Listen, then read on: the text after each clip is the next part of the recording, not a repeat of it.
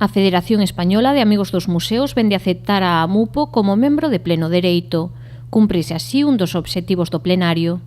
Acabamos de ser admitidos pola xunta directiva e vivimoslo ademais con moita ledicia porque era un desexo do noso plenario de que así fora feito.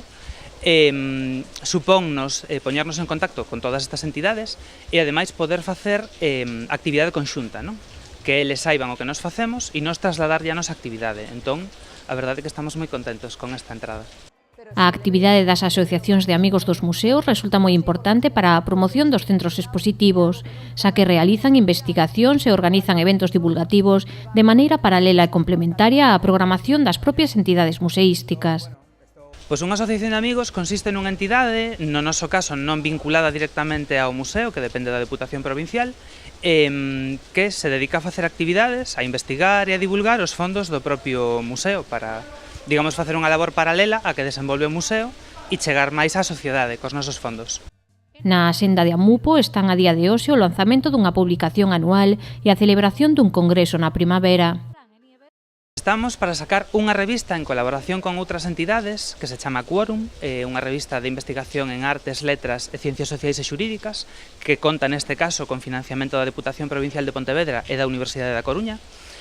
Temos preparado para 2019 un congreso de patrimonio cultural que eu creo que vai poñer o ramo a toda a actividade anterior que viñemos facendo de investigación.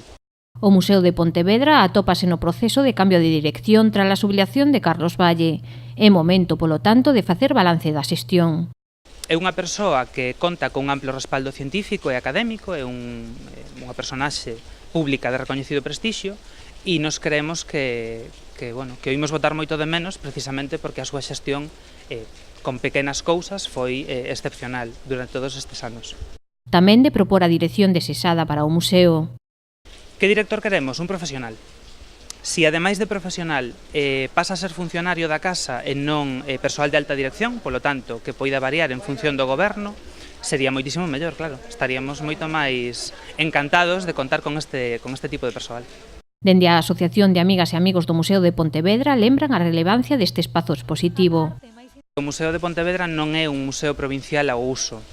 É unha institución que depende da Deputación de Pontevedra, pero non é provincial. A vocación do museo non foi provincial nunca, nin debería ter que selo, non?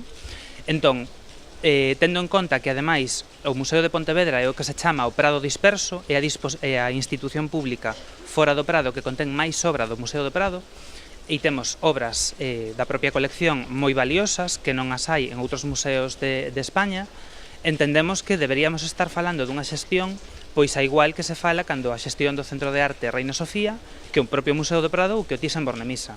Agardan que a integración na FEAM supoña unha maior visibilidade para as importantes coleccións do Museo de Pontevedra en todo o Estado español.